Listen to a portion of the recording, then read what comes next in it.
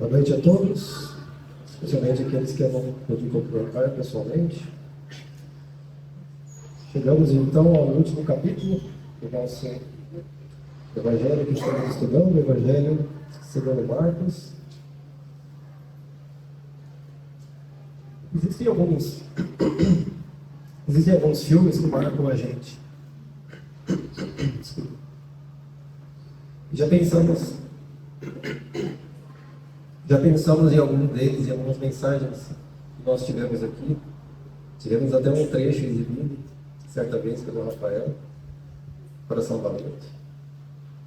Mas um dos filmes que me marcou muito a minha juventude, por isso eu não quero entregar muita idade, mas eu já tenho 25 anos, foi Matrix. Quando saiu, vocês todos já tiveram a oportunidade de assistir. E várias coisas interessantes acontecem no filme. Eu imagino que todos já estão familiarizados mais ou menos com a história desse filme. Mas tem um momento que um dos heróis ali do filme, chamado Morfeu, ele é capturado por um software que é dominado pelas máquinas, pela inteligência artificial, tema esse que está bem de moda hoje em dia. E ele faz um comentário ali sobre a Matrix, né? E ele explica o porquê que a Matrix simulava na cabeça das pessoas uma realidade como a que nós experimentamos, cheia de altos e baixos. E ele fala assim, as primeiras realidades que nós tentamos simular para essas pessoas, a gente tentou fazer uma existência perfeita, uma existência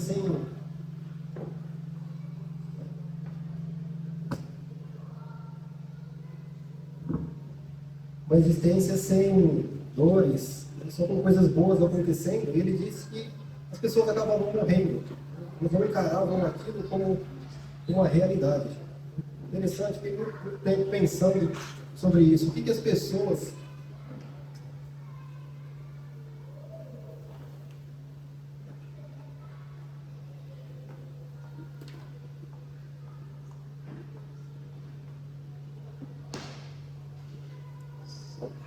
Som. Tá bom, né? Essa é a minha voz, na verdade. Como eu dizia, né? Eu achei interessante isso e fiquei pensando por um tempo, né? O que será que as pessoas não aceitam aquilo que parece ser muito bom? Parece que a gente encara como realidade sempre aquilo que é um pouco difícil. Sempre que é aquilo que traz uma noção para nós, a gente pode até chamar de realidade, né? Nada pode ser tão bom. E introduzir essa mensagem com esse pensamento, nós iremos voltar a ele, mas gostaria então de ler o nosso trecho dessa noite, que é o Evangelho de Marcos, no seu capítulo 16, dos versículos 1 a 8. Diz assim o texto: Passado o sábado, Maria Madalena, Maria, mãe de Tiago e Salomé, compraram aromas para irem embalsamá-lo. E muito cedo, no primeiro dia da semana, ao despontar do sol, foram ao túmulo. Diziam umas às outras: Quem nos removerá a pedra de entrada do túmulo? E olhando, viram que a pedra já estava removida, pois era muito grande. Entretanto, entrando no túmulo, viram um jovem assentado ao lado direito, vestido de branco, e ficaram surpreendidas e atemorizadas. Ele, porém, lhes disse: Não vos atemorizeis. Buscai a Jesus, o Nazareno, que foi crucificado. Ele ressuscitou, não está mais aqui. Vede o lugar onde o tinham posto. Mas ide, dizei aos seus discípulos, e a Pedro, que ele vai adiante de vós para a Galiléia. Lá o vereis, como ele vos disse.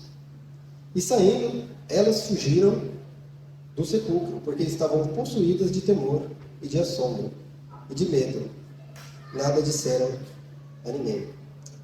Senhor nosso Deus e Pai, muito obrigado, Deus, por esse momento que nós temos aqui, Pai, para estudar um pouco a Tua Palavra, meditar um pouco naquilo que o Senhor tem preparado para nós, Deus. Obrigado por esse tempo, abra-nos o nosso entendimento, Pai, para que nós possamos compreender aquele recado que o Senhor tem de Sua Palavra para nós, Deus. É isso que nós pedimos e agradecemos. em nome de Jesus Cristo, aquele que ressuscitou dentre os mortos. Amém. Então, para nós lembrarmos um pouco, né, do contexto, a última mensagem falou sobre a crucificação, a morte, né? As últimas mensagens que falavam já do evento da crucificação. A última mensagem falou do sepultamento. Nós pensamos num personagem que teve bastante espaço nessa questão, né? E agora aparecem outros personagens, mas assim, não aparecem personagens tão novos assim, porque tem um grupo de pessoas aqui que já está acompanhando esses eventos, por mais que seja de longe, mas a gente tem os relatos de que tem um grupo de pessoas que não arredou o pé de tudo isso que estava acontecendo com Cristo. Nós vemos um pouco mais para trás que aqueles que estavam mais juntamente com eles, né, antes de Cristo ser traído e ser entregue ali para ser morto, eles fizeram juras de que nunca o abandonariam. Muito mais forte, um dentre eles, que o texto até mencionou o nome aqui, eles acabaram deixando, né, fugindo, deixaram Cristo para trás. Mas se você vai lendo, tanto aqui nesse evangelho quanto nos demais, a gente vê que tem um grupo de mulheres que sempre esteve ali perto de Cristo. E esse grupo, né, é um grupo de personagens que dá um foco aqui nesse texto. E diz assim, né, no versículo 1: passado o sábado, nós vimos na mensagem anterior que o sepultamento de Cristo teria que ser feito rapidamente, porque o sábado estava chegando, no sábado nada poderia acontecer. E passado então o sábado, Maria Madalena, Maria mãe de Tiago e Salomé compraram aromas para irem embalsamar. Então nós temos aqui essas três mulheres que estavam ali, de alguma maneira, não queriam deixar o cuidado que elas tinham com o mestre. Por mais que ainda nós vamos ver isso mais para frente, elas não tinham ainda uma compreensão daquilo que estava acontecendo, daquilo que estava para acontecer. Mas elas estavam ali, elas tinham a sua lealdade para com Cristo. E elas foram então, de antemão então, prepararam aromas para irem embalsamar. Isso fazia parte dos costumes funerais. Obrigado, senhor. Fazia parte dos costumes então funerais daquela época, esse embalsamamento que essas mulheres então estavam preocupadas em fazer, né? Tomaram cuidado ali com o corpo do mestre, né? Do mestre que participou da vida delas, de cada uma delas aqui, né? Cada uma delas teve uma história com Cristo durante o tempo que ele estava nesse mundo. Então, elas de fato prepararam algo para o Senhor. E o versículo 2 continua dizendo: muito cedo, no primeiro dia da semana, ao despontar o sol, foram ao túmulo. Então elas tinham preparado essas ervas, essas especiarias para o embalsamamento do corpo de Cristo. E então, logo ali no primeiro dia, depois do sábado, no primeiro dia da semana, elas bem cedo se dispõem a ir até onde estava sepultado Cristo. E elas tinham algumas expectativas. Para nós é fácil olhar para o passado, tudo o que aconteceu, mas eu fico imaginando a cabeça dessas mulheres. Né? E elas tinham uma preocupação em mente. Né? Elas diziam, no versículo 3, diziam umas às outras: quem nos removerá a pedra da entrada do túmulo? Então, na mente delas e na preocupação delas, elas tinham esse desejo de querer fazer algo ainda, né, pelo seu mestre, se prepararam para fazer isso com antemão, né, não violaram no sábado. E logo então, no começo do próximo dia, elas, mesmo sabendo das dificuldades que elas poderiam encontrar, e do ponto de vista delas, era uma dificuldade intransponível, porque o próprio texto fala que a pedra era muito grande. Elas estavam apenas as três, elas não conseguiriam de maneira nenhuma ter acesso ao corpo de Cristo.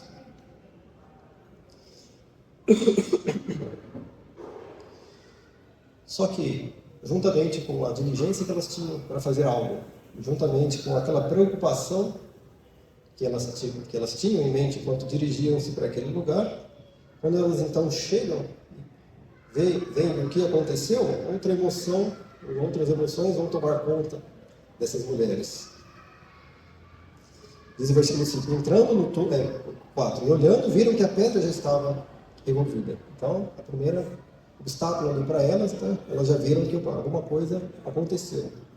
Nós estávamos preocupados se nós conseguiríamos, de fato, entrar ou não ali no túmulo. Mas, olhando, ao chegar, elas veem que a pedra já está removida. A pedra não está mais na porta da entrada do túmulo. Então, né, o versículo 5 diz, entrando no túmulo, viram um jovem assentado ao lado direito, vestido de branco, e ficaram surpreendidas e atemorizadas. Então, imagina como estão essas mulheres. Né? Toda a preocupação, toda a carga emocional que elas passaram durante todo aquele tempo, vendo o que fizeram com o seu mestre, vendo tudo o que ele passou nesses últimos dias. Então, elas chegando ali com essas preocupações, logo depois, a Bíblia diz aqui no nosso texto, né, que elas ficaram surpreendidas e atemorizadas. Agora eu gostaria de pensar um pouquinho quem eram essas três mulheres. A primeira que fala aqui é Maria Madalena. Ela era uma discípula de Cristo, né? Ela era fiel. E em Lucas capítulo 8, versículo 2, vai te dizer um pouco, né, do que Cristo fez na vida dessa mulher.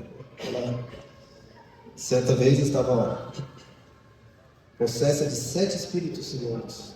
E Cristo expulsou esses espíritos dela. Então, a partir desse dia, ela se tornou uma discípula de Jesus Cristo. E ela é um personagem que aparece várias vezes, né, na história narrada do nosso Senhor Jesus Cristo.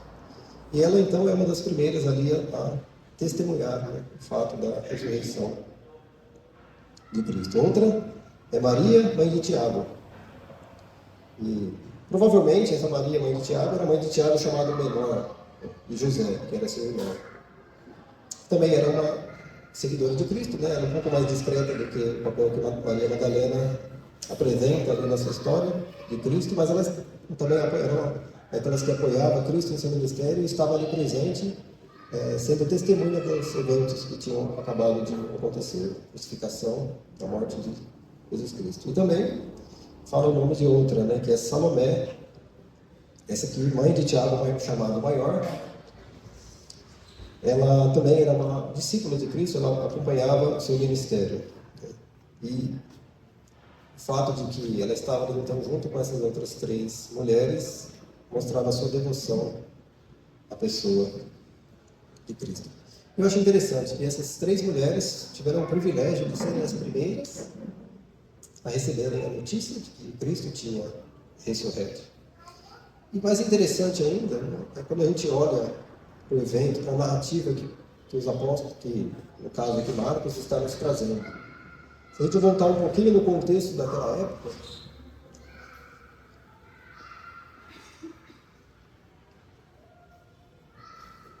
não apenas naquele local, mas naquela época, de modo geral, o papel que as mulheres tinham na sociedade era um papel um pouco diferente. Né? Elas não tinham muita, vamos dizer assim, credibilidade.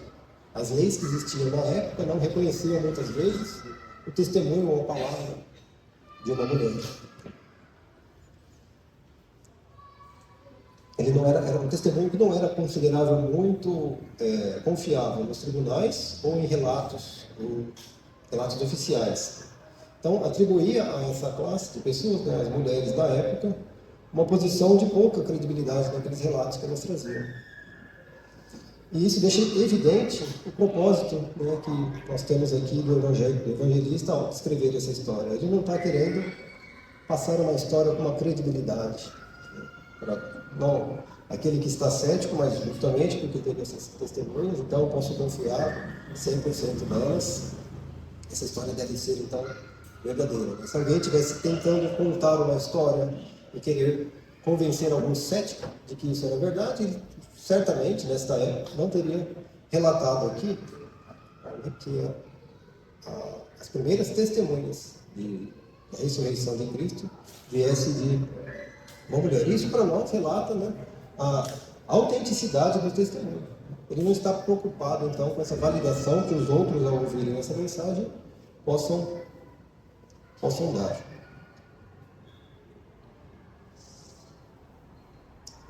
Prosseguindo ainda, né, no nosso texto, a gente vai voltar algumas vezes ainda, mas prosseguindo aqui na nossa leitura, nós temos que, primeiramente, elas tinham ali a consciência de que o túmulo estaria fechado, e quando elas veem, então, que o túmulo está fechado, ao entrarem no túmulo, né, depois que ele estava aberto, né, ao entrarem então no túmulo, elas não encontraram ali o corpo de Cristo. Né.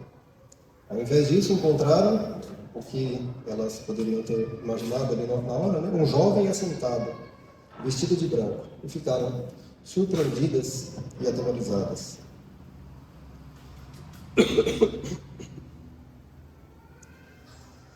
Essa é a ressurreição, então, de Cristo. Qual que era, então, a expectativa de qualquer um, depois de ter testemunhado o que aconteceu? Cristo foi declarado morto ali na cruz. Nos últimos estudos, nós pensamos sobre isso. E ele morreu até de uma maneira muito mais rápida do que as pessoas costumavam morrer, né, ali na crucificação. Mas Cristo, de fato, então, estava morto. E ao entrarem e receberem essa notícia, elas testemunhavam algo que é talvez a diferença de qualquer outra história que alguém possa te contar. Nós temos muitas histórias de heróis que nós admiramos, mas sempre existe algo no final da vida do herói. Não importa qual herói seja, ele sempre morre. Ele sempre morre e a história acaba ali. Quando Cristo estava pendurado na cruz, se a gente voltar alguns versículos para trás,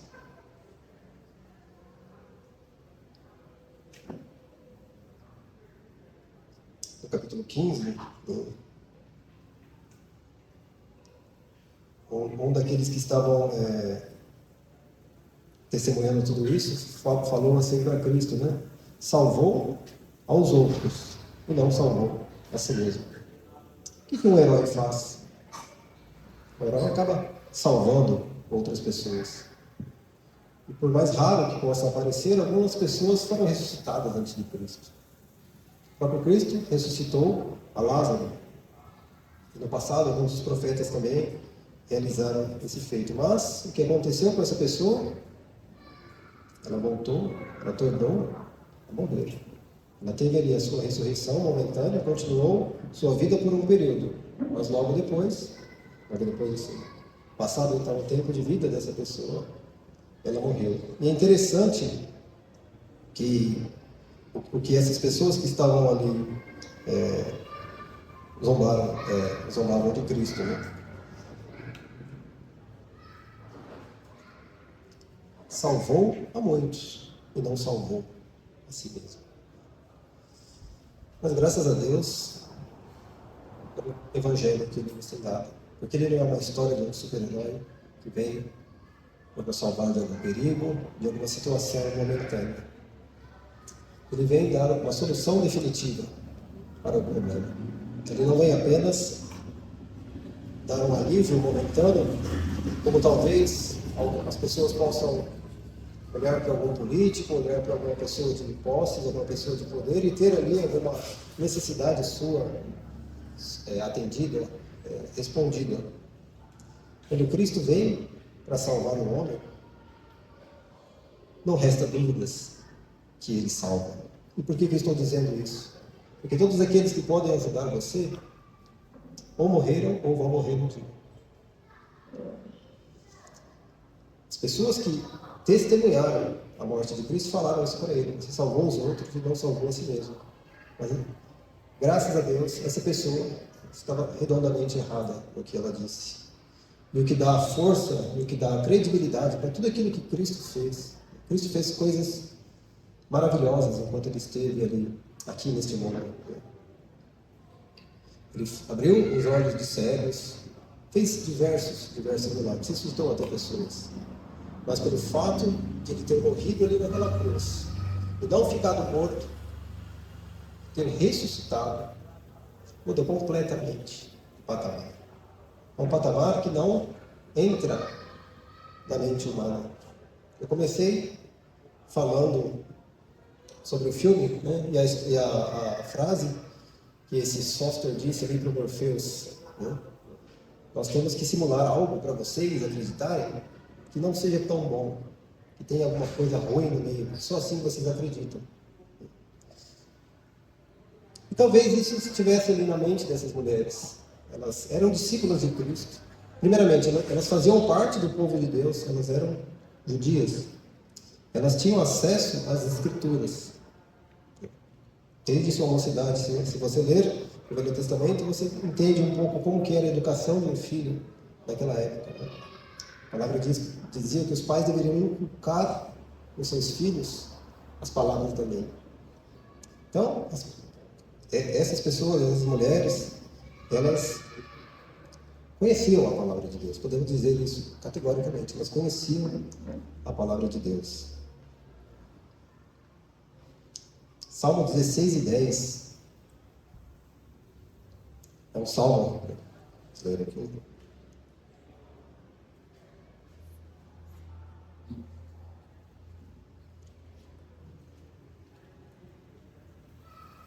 Salmo capítulo 16, versículo 10. Diz assim: Pois não deixará a minha alma na morte, nem permitirás que o teu santo veja a corrupção. Certamente, essas mulheres conheciam esse salmo. Esse salmo, o que ele está querendo dizer? Né? Ele está profetizando sobre um personagem, e nós entendemos, né? Logicamente, nós estamos olhando para trás na história, é muito mais fácil para nós. Né? Mas é um texto, sim, que fala e aponta para aquele que viria. E aponta que a morte não teria poder sobre ele. O seu corpo não sofreria aquilo que todo corpo sofre quando morre, que é a decomposição, a corrupção. Um texto também famosíssimo sobre a pessoa de Cristo no Velho Testamento é o capítulo 53 de Isaías.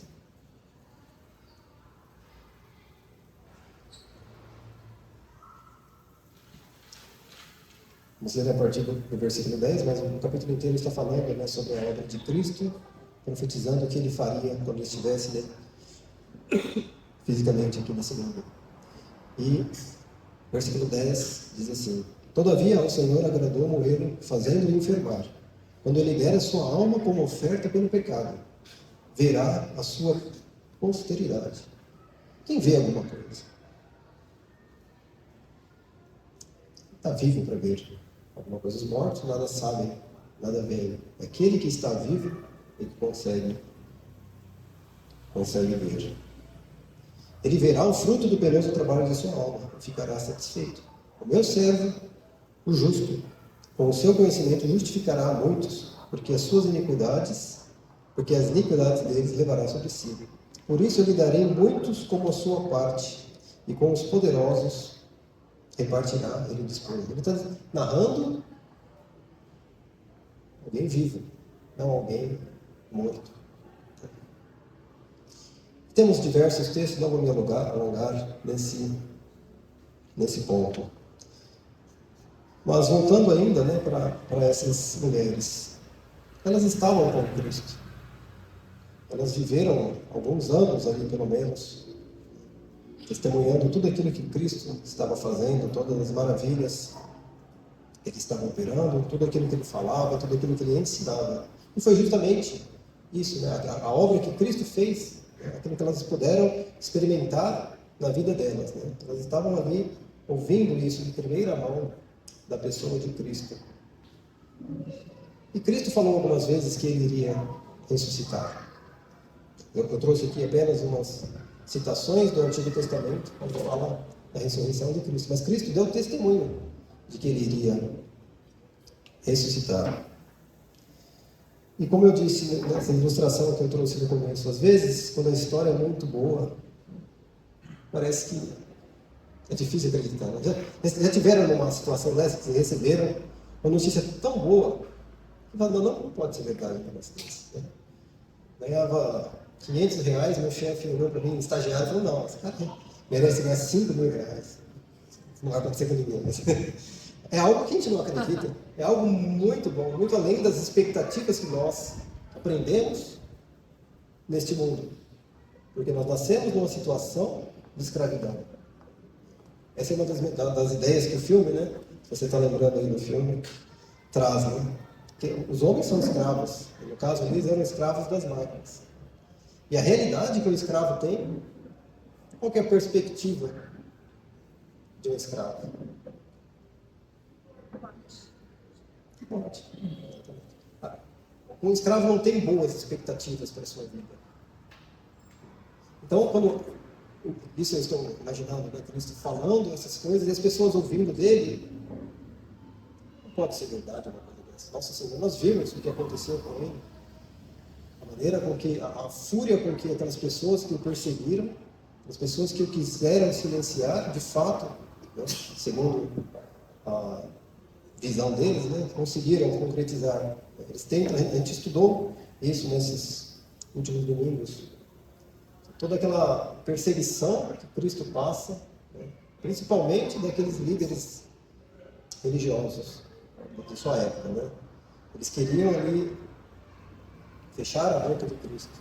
Várias vezes eles tentaram silenciar a Cristo, tentaram dar cabo de sua vida. E quando ele, então chega a sua hora, e ele se entregando para aquelas pessoas, ele não se entrega, ele foi capturado, e eles conseguiram então tirar a sua vida e deram-se por satisfeitos. Afinal, se alguém morreu, está morto.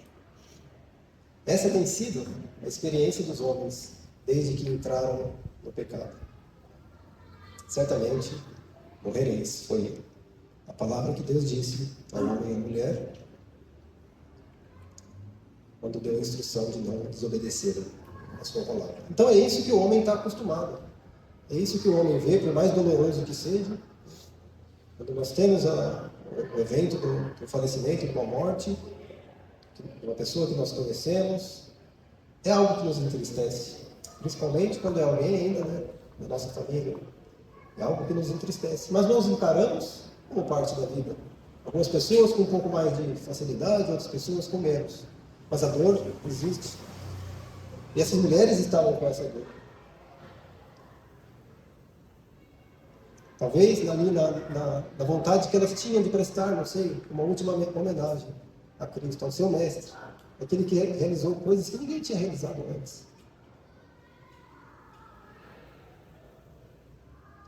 Chega então essa notícia, que elas testemunham, né, aquele fato de que Cristo então morre. Mas Cristo tinha, como eu estava dizendo, né, Cristo tinha falado, a Bíblia tinha falado, a palavra tinha falado que Jesus Cristo seria assim entregue aos líderes, aos principais, e teria sua vida tirada. E eles testemunharam e realmente Cristo disse e aconteceu. Eles tiraram a sua vida, eles o imolaram ali. Mas Cristo tinha falado que ressuscitaria. E parecia ser bom demais para ser verdade, né?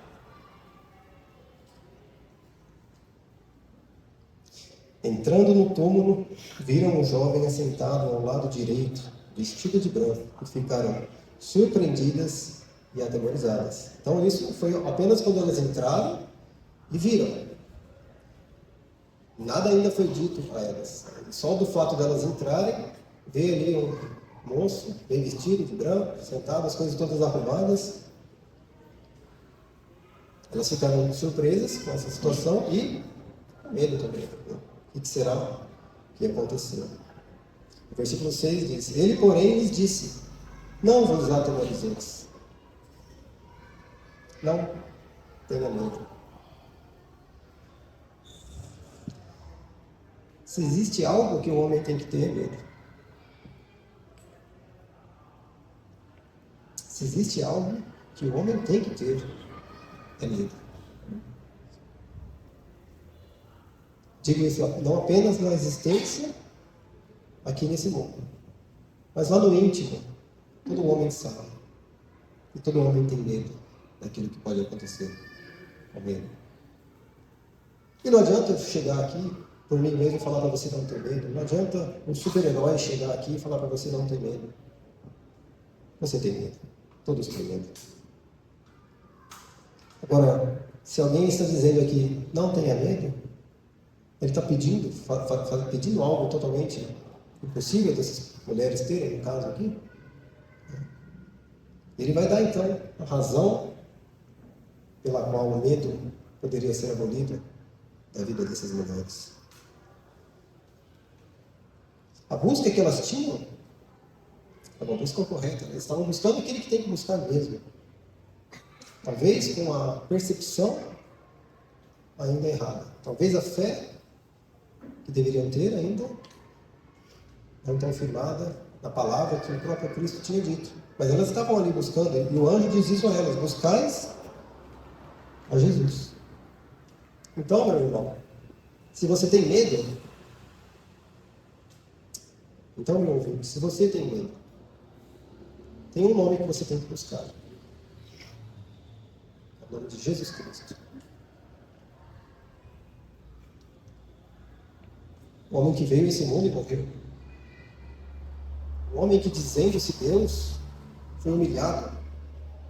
Quando nós lemos o relato ali da crucificação, nós temos coisas horríveis que foram ditas. Um comportamento terrível que as pessoas tiveram perante a Cristo. Esbofeteavam, tiraram um sarro dele. Cuspiram-lhe a face. E buscar a Jesus, então, aquele que salvou os outros, não poderia salvar, não faz sentido. Buscais a Jesus, o Nazareno, que foi crucificado. Até então, todos aqueles que tinham acompanhado os eventos eram o que sabiam. Jesus Cristo. As pessoas conheciam Jesus Cristo. As pessoas sabiam o que tinha acontecido. Ele foi crucificado. Então o anjo diz isso a essas mulheres: não tenham medo. Vocês buscam a Jesus, o Nazareno, que foi crucificado. Até aqui, então, para os padrões humanos, deixa-me dizer, história, tudo normal. Não tão normal, porque Cristo é importante, mas do ponto de vista de aquilo que a gente espera, aquilo que é a experiência que nós temos nessa vida, né? Jesus Cristo tinha morrido. Não vos atemoreis, buscais a Jesus, o Nazareno, que foi crucificado. Ele ressuscitou. Duas palavras que mudam tudo.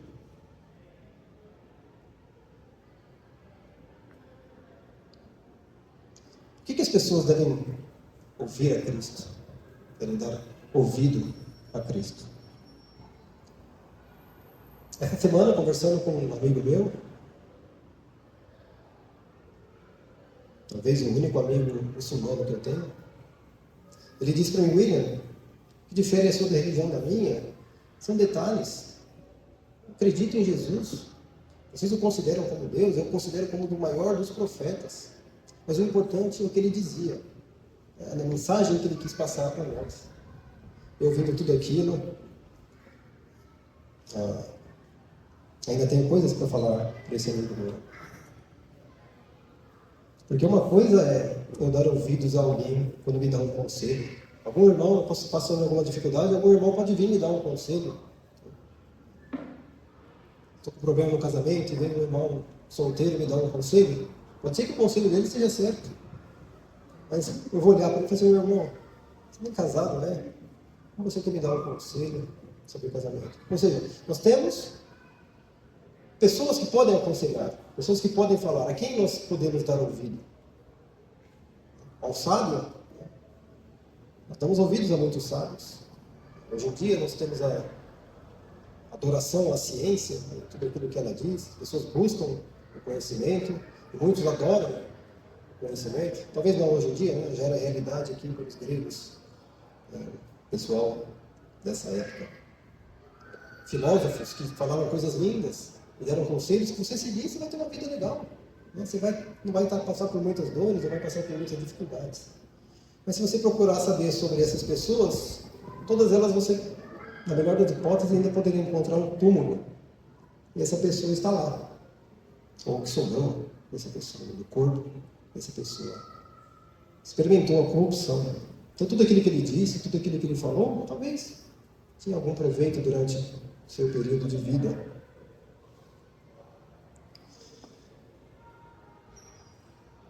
Agora Cristo falou, Cristo disse, Cristo fez, Cristo morreu e Cristo ressuscitou.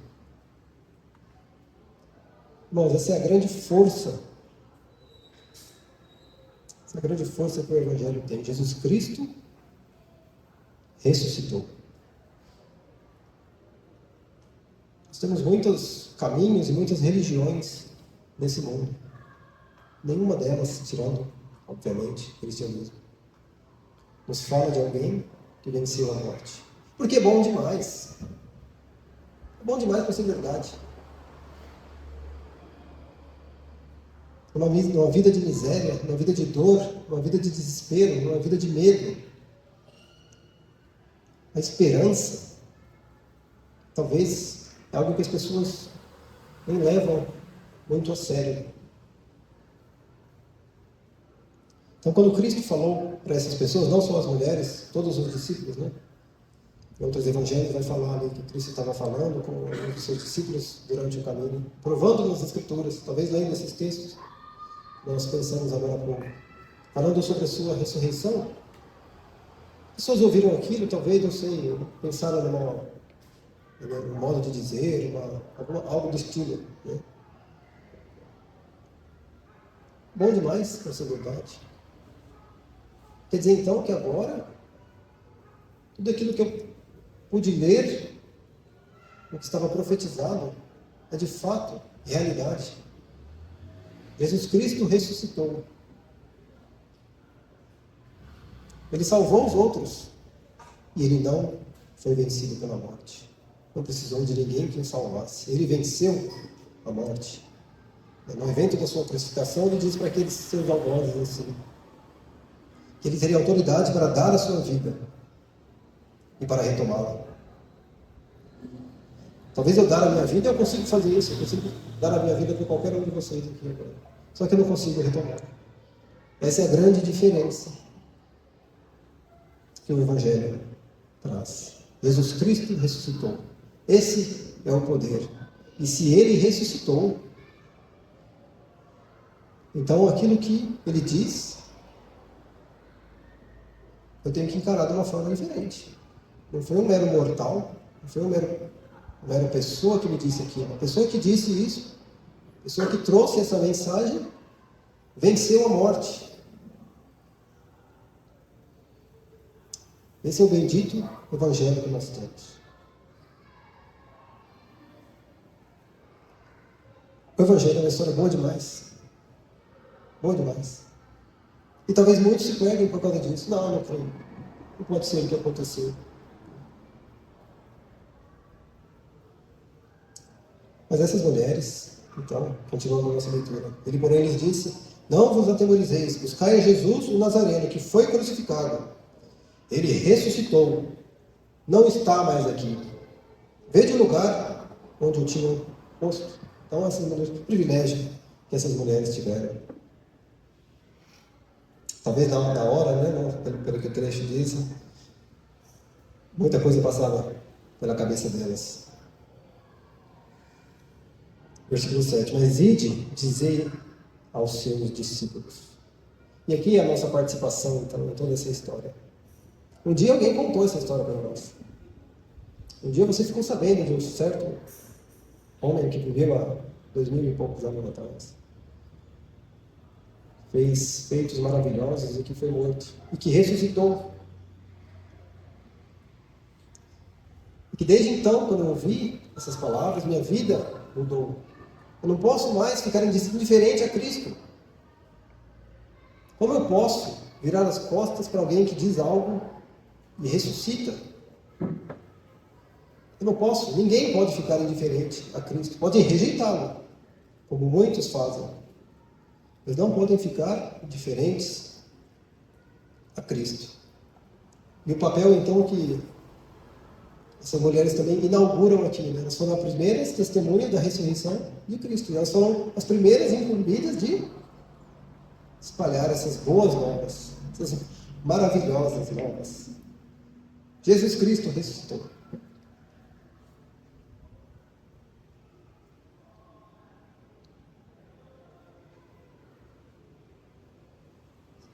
Mas ide dizei a seus discípulos, e a Pedro, é interessante que ele cita, né? Pedro nominalmente, aqui nós já pensamos sobre isso nos capítulos anteriores, né? Tudo aquilo que Pedro fez, talvez no seu ímpeto, talvez na sua ingenuidade, não sabemos dizer, mas imagina como está Pedro agora, sabendo que ele virou as costas ali para Cristo, e o cuidado que Deus tem com ele em especial, né? Todos os discípulos estão juntos, eles são o alvo, então, daquela mensagem que as mulheres deveriam levar, mas especialmente a Pedro. E qual que era a mensagem, então? Que ele vai adiante de vós para a Galileia, e lá o vereis, como ele vos disse. Jesus Cristo disse que ressuscitaria, e deu até um local que eles deveriam se encontrar. E o anjo, então, reforça essas palavras, e agora, talvez com um pouco mais de pessoas prestando um pouco mais de atenção naquilo que ele tem para dizer. Afinal, alguém venceu a morte. Dizei a seus discípulos e a Pedro que ele vai adiante de vós para a Galileia. Lá o vereis, como ele vos disse. E o último versículo, então, e saindo elas, fugiram do sepulcro, porque estavam possuídas de temor e assombro, e de medo nada disseram a alguém. Mais uma vez, é espetacular demais. Não pode ser verdade. Tudo que elas passaram, tudo que elas viram, e agora esse relato de que, de fato, Cristo ressuscitou. Privilégio dessas mulheres, né? A gente aprende algumas coisas com elas nesse trecho. Em primeiro lugar, a unidade que elas tinham e a dependência de Deus. Elas tinham Cristo em um lugar nas suas vidas. E por mais que achassem que ele ainda estava morto, elas se dispuseram a fazer aquilo que podiam. Não podia fazer muito. Afinal, o que um morto pode fazer por outro morto? Mas elas humildemente foram fazer a sua obra. Sabiam que por si só não conseguiriam. Tinha uma pedra fechando o túmulo. Elas não conseguiriam abrir. Mas mesmo assim, elas foram. Outra coisa, né, que elas participaram ali. A ressurreição, então, como a solução da dúvida e do medo. Nós temos dúvidas, nós temos medo. Justamente por isso, Cristo ressuscitou de entre os mortos. E outra coisa que nós podemos aprender também é a restauração e o perdão. Nós iremos ver isso nas próximas mensagens ainda. Desculpe, o texto não acaba aqui. Mas há restauração e há perdão. Cristo está interessado na nossa restauração. Está interessado em nos perdoar. E como conclusão, então, nós temos que a ressurreição é o fundamento da esperança cristã. Cristo, de fato, ressuscitou. A mensagem que ele tem é poderosa. Não é uma, como disse meu colega, não é uma filosofia, uma história que eu tenho que ouvir e guiar minha vida por ela. Também é. Mas as palavras dele são vida, porque ele venceu a vida. E ele disse que um dia estaremos com ele, venceremos também a morte. Não porque nós sejamos alguma coisa, mas unicamente por méritos do que ele fez ali naquela cruz. Ele se entregou por nós. Ele sofreu a nossa morte. Ele venceu a morte, para que um dia também nós iremos vencer e estar a eternidade ao seu lado. Não devemos ter medo. O homem em si deve ter medo, mas a partir do momento que Cristo entra e transforma a sua vida, já não existe mais medo. O medo, como aquelas mulheres tinham ali, foi substituído depois, nós iremos ver isso, por esperança, por alegria. E essa é a realidade daquele que crê em Cristo. Não é mais medo, é alegria, é esperança. Que Deus nos abençoe. Amém.